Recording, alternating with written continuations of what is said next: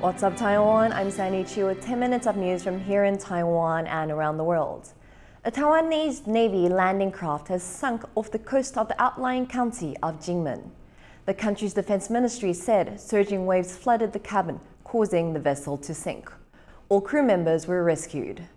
The mechanized landing craft is used to transport troops, equipment, and military vehicles, and to lay mines in shallow waters.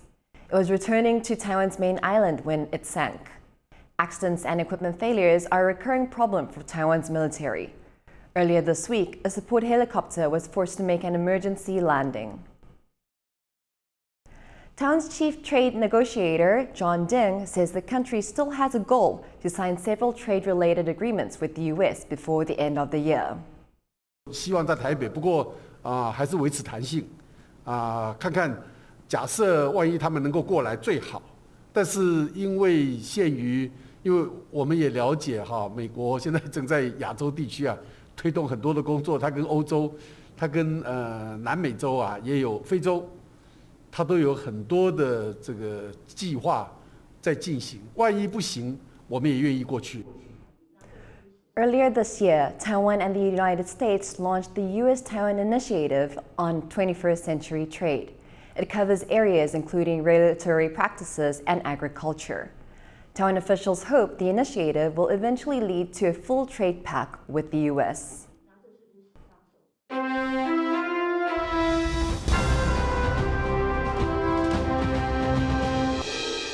The election for Taipei mayor has been described as a three-horse race, and the Kuomintang's Wan-an has often galloped ahead. But as Rick Lauer reports, Chiang has brought a complicated political background to the contest.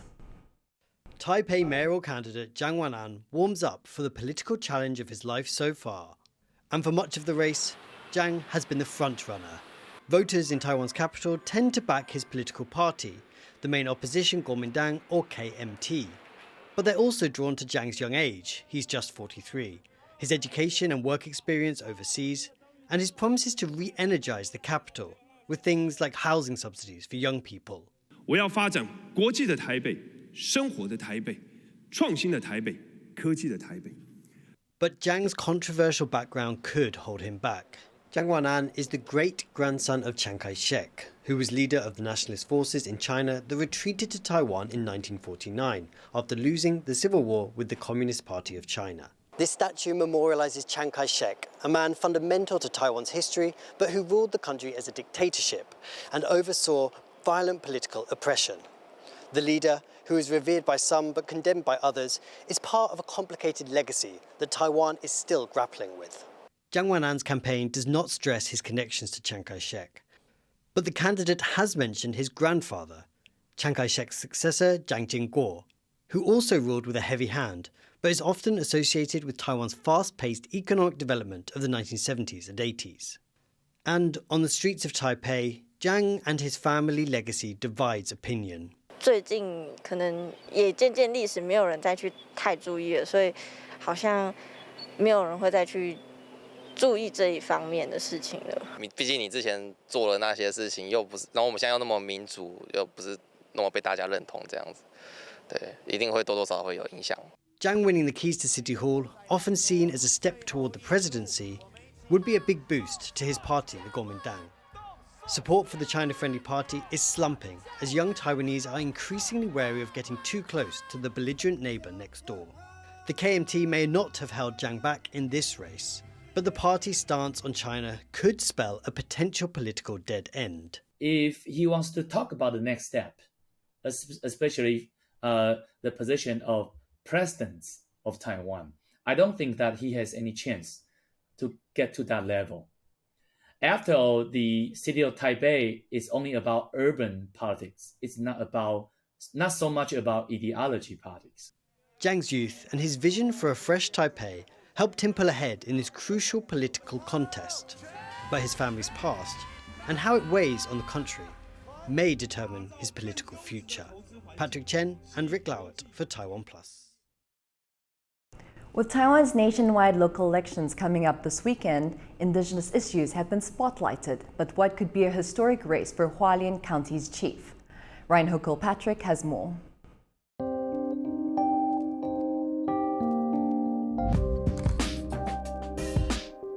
Local elections in Hualien County on Taiwan's east coast can look a lot like they do anywhere else in the country.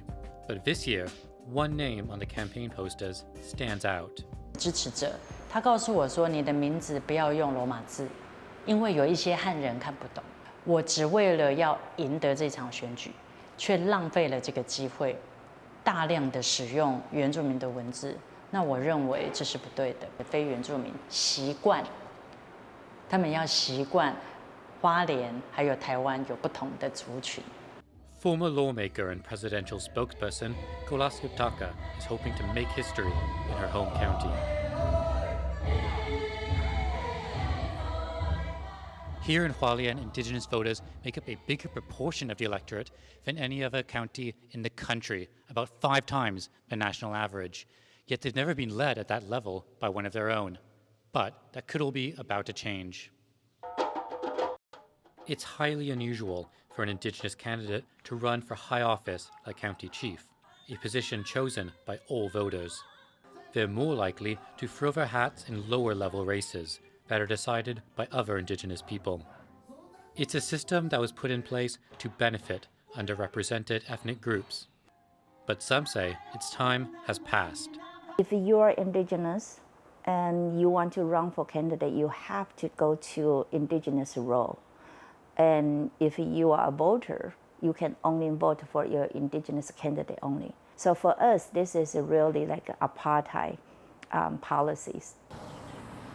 The opposition KMT has held a firm grip on Taiwan's Indigenous constituencies ever since they governed Taiwan under single-party rule.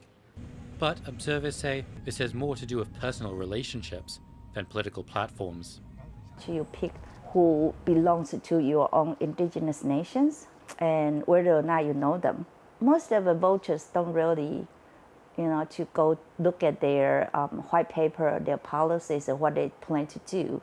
But this is gradually changing. In these elections, more and more Indigenous candidates, they try to be non-party candidates. They don't really like to represent for DPP, but at the same time, they know they don't want to represent KMT as well. I think that is a new trend for Indigenous candidates to try to not to affiliate with any political parties. Take Kolas Yotaka's campaign, for example.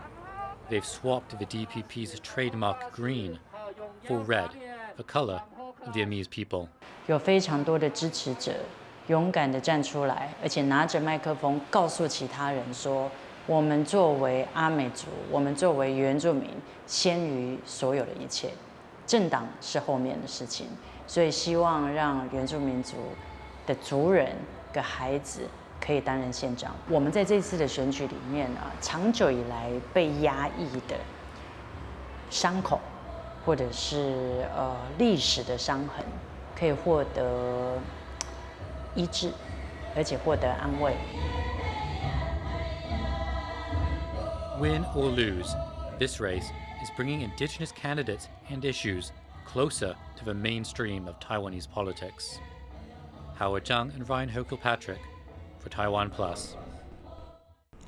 Police have busted 2 groups suspected of attempting to influence Saturday's local elections by using money from China. Authorities in Taipei raided 3 locations looking for evidence of the vote-buying schemes. Those searches were the first of their type under an anti-infiltration law that went into effect in 2020.